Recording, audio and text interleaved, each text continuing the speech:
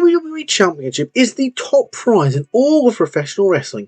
Established in 1963, it has been held by some of the very best to have ever stepped into a professional wrestling ring. To date, 55 different individuals have had the honour of holding the title. Names such as John Cena, Steve Austin, The Rock, Randy Savage, Bret Hart, Shawn Michaels and more have all helped in making it what it is today. However, not every WWE champion has been the very best. For a variety of reasons, some of them have ended up being forgettable and unimportant. Welcome to Honor Wrestling Club, and here are the 13 wrestlers who should never, ever be WWE champion. Welcome to the club. In number 13, we have The Big Show, whose reigns were not memorable. The Big Show is without a doubt one of the greatest giants in all of professional wrestling history. Probably number 2 behind Andre. He has captured numerous titles over his career and has shown that he is a very talented wrestler. However, when it comes to his WWE Championship reigns, they left a lot to be desired, to say the least. Combined, The Big Show's 2 WWE title reigns totaled up to 78 days. His reigns were not memorable whatsoever, and it was apparent that he was seen as more of just a transitional champion than he was ever seen as the face of the company. However, he did get to enjoy a solid World Heavyweight Championship reign in the 2010s, so at least there's that for Tall Paul. In number 12, we have Chris Jericho, who was not the main point of his feuds. Chris Jericho is among one of the most decorated professional wrestlers of all time. He has held countless different championships for various promotions. However, his reign as WWE Champion was one that, when looked at deeper, is very unmemorable. Jericho's win to defeat The Rock and Steve Austin in the same night was an impressive one that he would recall various times, but the majority of his reign was very uninteresting. He often felt second or sometimes even third place compared to other names on the roster, despite being the champion, especially during his feud with Triple H, where Hunter's main opponent for the main event of WrestleMania wasn't the WWE champion. It was instead the divorce drama, sitcom level comedy with Stephanie McMahon.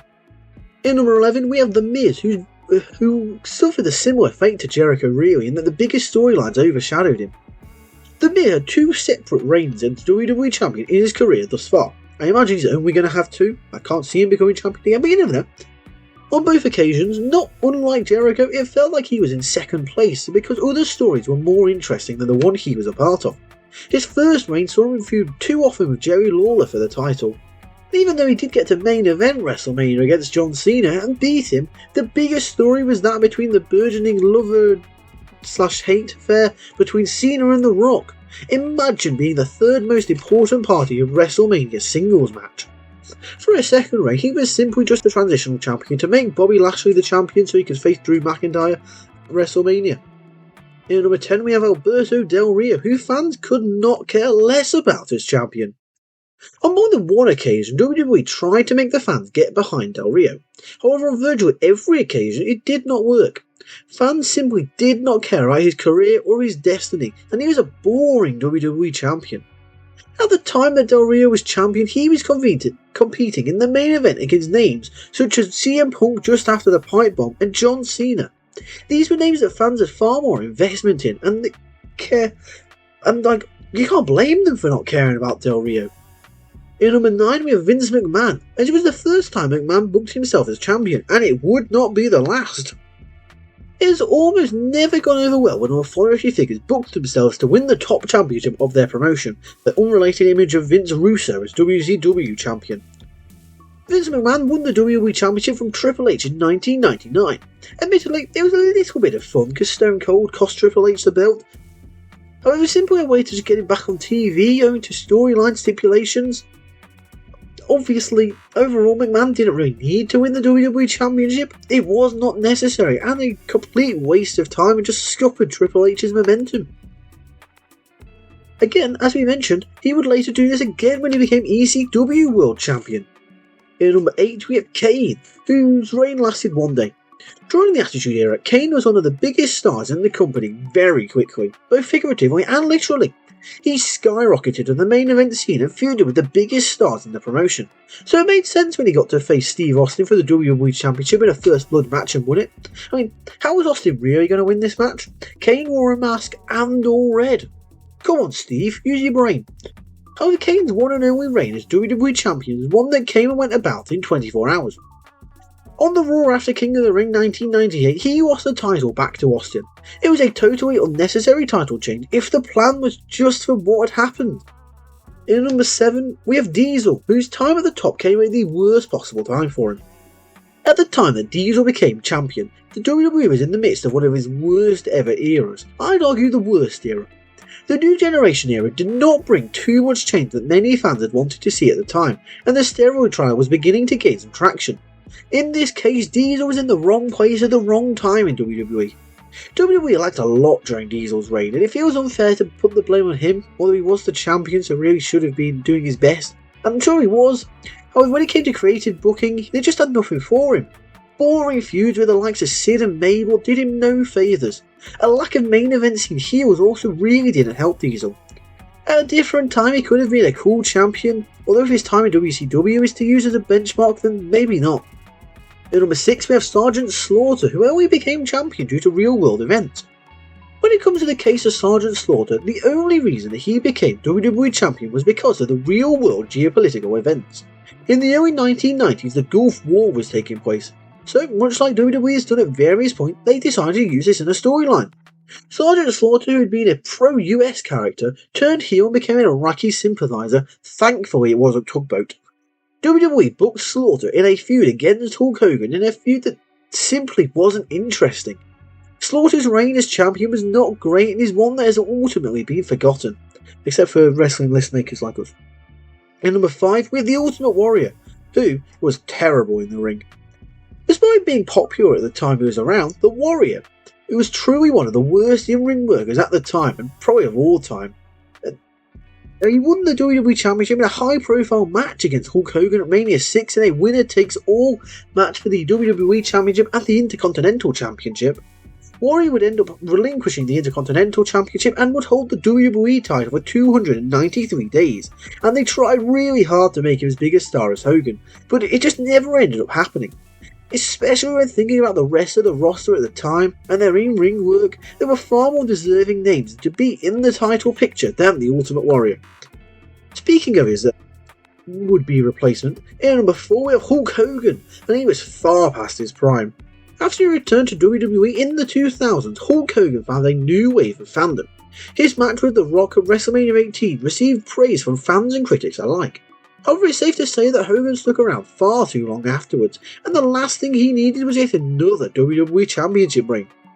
For some reason, Hogan beat Triple H to win the undisputed title at Backlash 2002. Fun fact for you here, he was the last wrestler to hold the title under the WWF name and the first to hold it under the WWE name. But this reign was more of a nostalgia act than anything, and he would lose it 28 days later to The Undertaker with one of the worst chokeslams ever. In number 3 we have Bob Backlund, whose second reign was completely unnecessary. Bob Backlund had a historic run as WWE Champion early in his career. He had one of the longest championship reigns in the history of the title, second or third longest depending on who you ask. His first reign was 2,135 days long, although there's a little asterisk next to that because there's a little incident with Antonio Inoki that's not really counted, but some people do count it, but we digress. It is very impressive nonetheless for Mr. Backlund, even if the fans did begin to tire of it by the end. That was a solid reign for him. However, the WWE Championship run he did not need was his second one. In the midst of the New Generation era, but a wonderful time for the belt that, WWE chose to put the belt on Backlund for a second time. He defeated Bret Hart to win it with help from Owen Hart. Instead of putting the title on an up-and-coming name like Owen Hart, WWE went with Backlund for a 3-day reign where he lost the title to Diesel at a house show in 8 seconds. I get it, he was a transitional champion in order to not have Diesel beat Bret, but still, there were so many other names who it could have been. In number 2 we have Rey Mysterio, who was another transitional champion. For some reason, WWE has never been able to book Rey Mysterio strongly as a world champion. His 2 world heavyweight title reigns did leave a lot to be desired, although his second one was pretty enjoyable. However, his worst title reign was easy with a couple of hours that he held the WWE title for in 2011. Mysterio had won a tournament to win the title after CM Punk had scarfed with the original. However, John Cena, in one of his most heel acts of all time, immediately challenged Mysterio for the title on the same night. Cena won and Mysterio never held the title again. Rey is deserving of being a champion, but this was not the correct time. Now, I think Rey would make a pretty good champion today, as I think he'd get booked better, but back then he should have been kept well away as he always looked much worse as a champion. And at number 1, we have obviously Jinder Mahal, who was not ready to be champion. The story of Jinder Mahal as WWE champion is one that has been discussed many times by fans. In all fairness, Mahal is talented when it comes to in-ring action and can do solid character work of like a mid-card guy, US IC title picture. But where he was on the card at the time, it did not warrant him becoming a WWE champion. Mahal's reign as WWE champion went on for way too long. He defeated names far above him in terms of in-ring skills and star power, such as Randy Orton and Shinsuke Nakamura. The idea that Nakamura could beat Kota Ibushi in the Tokyo Dome but can't overcome Jinder and his little henchman is ridiculous. Absolutely ruined poor Shinsuke. It was a reign that fans did not care for or ask for at all. And there you have it, there's our list. So what do you think? Who is the most undeserving WWE champion of all time? Be sure to let me know in the comments down below. If you've enjoyed this video, be sure to give it a thumbs up and click the subscribe button if you are new around here. That's all for now, so I'd just like to thank you for watching, and welcome to the club. See ya!